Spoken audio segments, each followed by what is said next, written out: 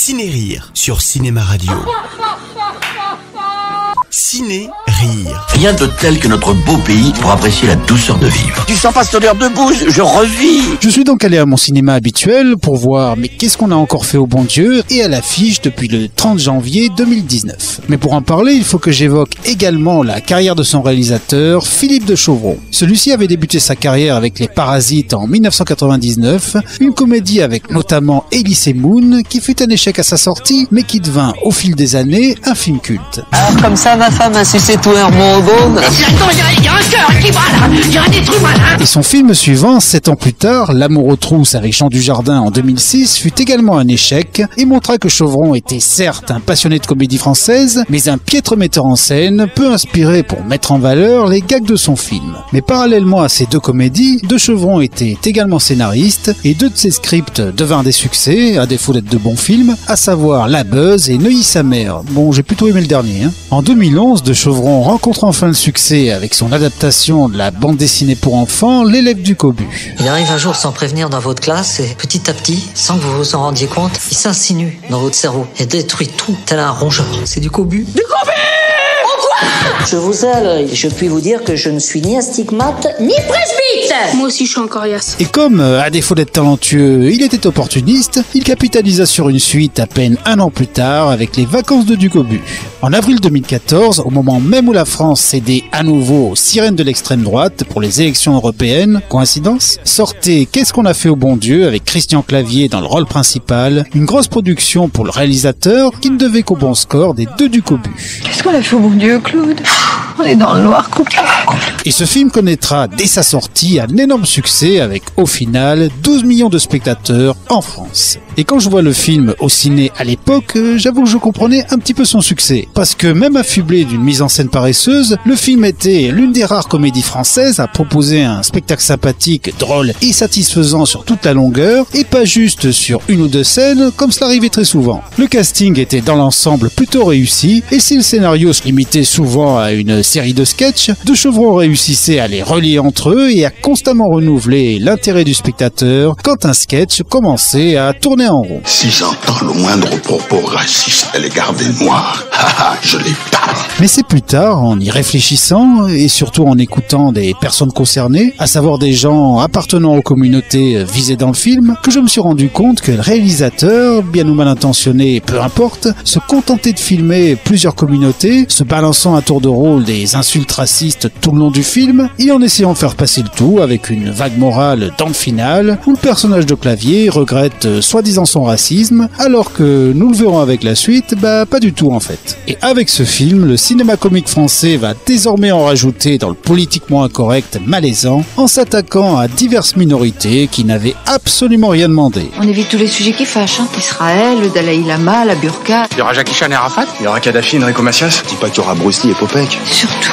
pas un mot sur l'équipe de France de foot. Et de Chauvron ne sera pas en reste, puisqu'après Débarquement immédiat en 2016, tentative poussive paraît-il de renouer avec les duos comiques du cinéma français, cette fois-ci avec Harry Habitant et Mehdi Sadoun, il réalise À bras ouverts en 2017, qui franchit encore un cap dans l'énumération des clichés sur une communauté, encore une fois sous couvert de leçons de tolérance. Clavier et le réalisateur s'attaquaient cette fois-ci aux politiciens de gauche, selon eux bien pensants, représentés par le héros, obligés de recueillir une famille de Roms afin de se faire bien voir pour les prochaines élections. La France ne peut plus accueillir toute la misère du monde. La France que j'aime, c'est la France qui partage, qui accueille à bras ouverts. Arrêtez l'enfumage. Pourquoi vous ne donnez pas l'exemple? Prenez-en chez vous. Écoutez, c'est très simple. Si une famille de Roms est dans le besoin ce soir, elle est la bienvenue chez moi. 2 allées des Roses, à Marne-la-Coquette. Et si je m'attarde sur ce film, c'est qu'il y a une raison. En effet, À bras ouverts prouve bien que si on veut se moquer des clichés sur une communauté, il faut que nous, spectateurs, n'ayons aucun doute sur les intentions du réalisateur. Mais dans ce film, et dans les deux autres Qu'est-ce qu'on a fait au bon Dieu également, de Chauvron décrit la famille de Roms de façon à ce qu'ils illustrent tout à fait les clichés dont ils sont victimes, à savoir sales, voleurs, et j'en passe dans l'ignominie. Hello, bras ouverts. Merci d'accueillir nous. Vas-y, ouvre. Non, non, Non. T'as vu, c'est mortel, il y a des Roms qui ont accepté l'invitation de papa. Oui, Lionel, c'est mortel. Et donc, continuant sur sa lancée, le réalisateur revient le 30 janvier 2019 avec le second volet des aventures de la famille Verneuil. Qu'est-ce qu'on a encore fait au bon Dieu? Film que j'ai donc vu et qui porte quand même bien son titre, puisque qu'est-ce que j'ai encore fait au bon Dieu pour voir un film pareil? Cette fois-ci, Claude et Marie Verneuil, alias Christian Clavier et Chantal Lobby, vont tout faire pour empêcher leurs 4 belles familles de quitter la France. Et qu'est-ce qu'on a encore fait au bon Dieu, Claude?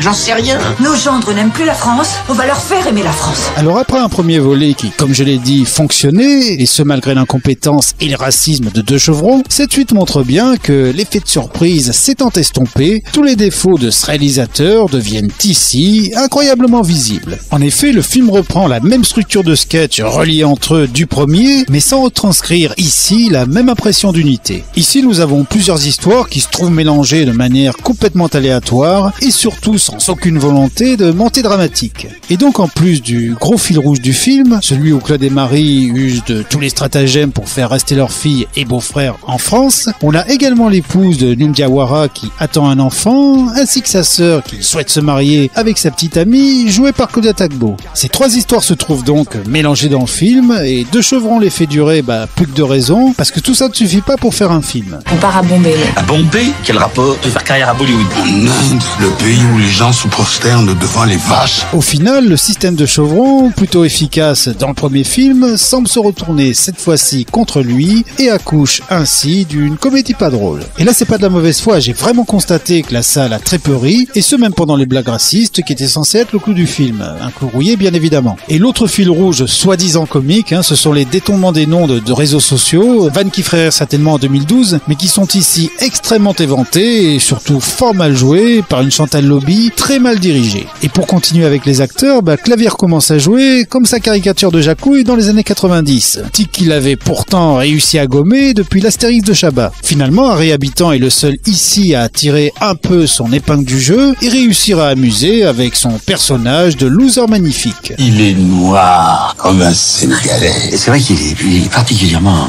il est très très noir quand même. Alors, ça te dérange? C'est un constat, c'est juste un constat, chérie. On a encore le droit de constater dans notre pays. Oui.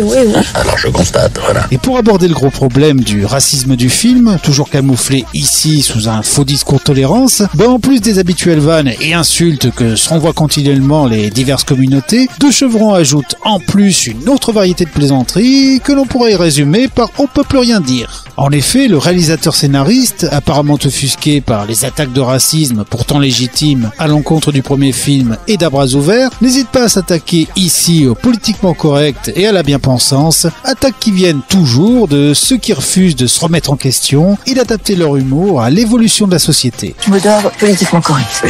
Évidemment. Et l'Algérie alors? C'est des paysans, hein? Des paysans, pas besoin d'aller si loin, Faites un petit tour par Barbès et puis c'est kiff-kiff comme on dit chez vous. C'est du second degré. Moi, ça m'a fait rire, Claude. Je supporte plus le politiquement correct. Suce-boule un jour, suce-boule toujours.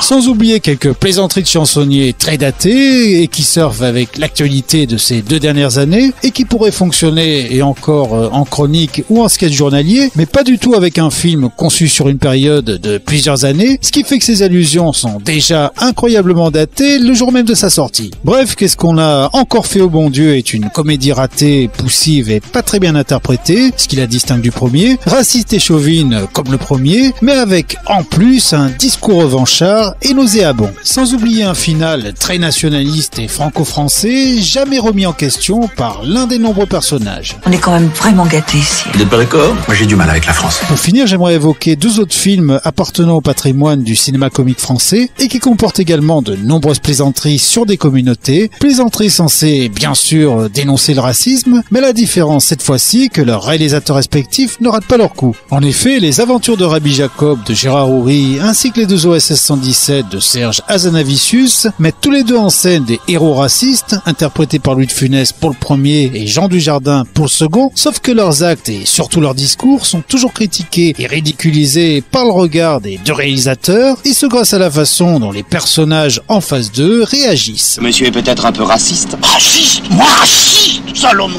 Enfin, Dieu merci, Antoinette épouse un Français bien blanc. Bien blanc. Il est même un peu palo, vous trouvez pas? Alors que dans les 3 films de Deux Chevrons que j'ai mentionnés, c'est jamais le cas. Les personnages subissant le racisme racisme ainsi que les péripéties des scénarios légitiment toujours le discours raciste du personnage. Sinon, pour revenir à ce que vous disiez là sur la situation d'Égypte, le développement, modernité, moi je veux bien, mais enfin, s'il n'y avait pas les Occidentaux. L'est-il? Moi je vous dis ça, c'est en toute amitié. On est en 1955, les gars, faut se réveiller. Hein. Les ânes partout, les djellabas, l'écriture lisible, tout ça. Voilà. Il s'agirait de grandir. Hein. Il s'agirait de grandir. Ciné-Rire sur Cinéma Radio.